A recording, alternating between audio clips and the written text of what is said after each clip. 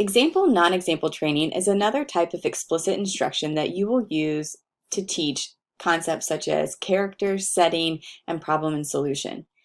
This strategy, though, is fantastic for other content areas as well. So you might use it in math, for example, to teach discrimination of polygons or not polygons, or quadrilaterals or not quadrilaterals. You could also use this in science to teach scientific concepts such as this is a rock, this is not a rock.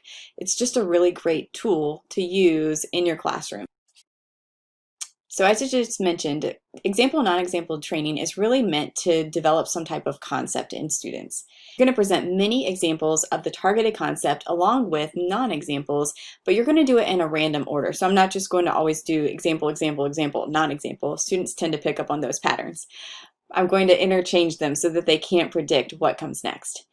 Now, two things to think about is when you're presenting examples and non-examples, you want to vary irrelevant features, but keep the relevant features consistent. So if you look at the picture on the screen, you'll notice that they are all dogs. I hope you said dogs, but you'll notice that they vary in size and they vary in color. So those are the irrelevant features. They're all dogs, but then they have some irrelevant features as well.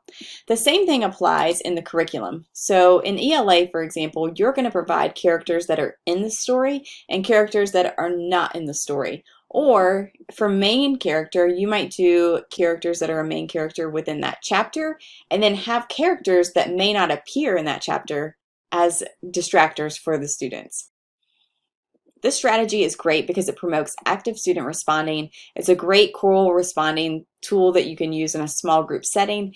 And it's really great because it hones in on students' categorization skills and their sorting skills.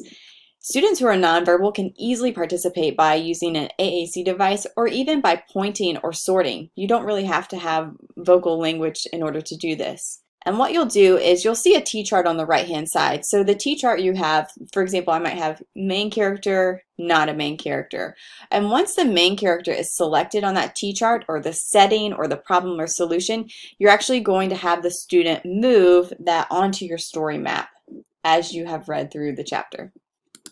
So here's an example from the book. You're going to use main character, not a main character. Or it might be setting, not a setting.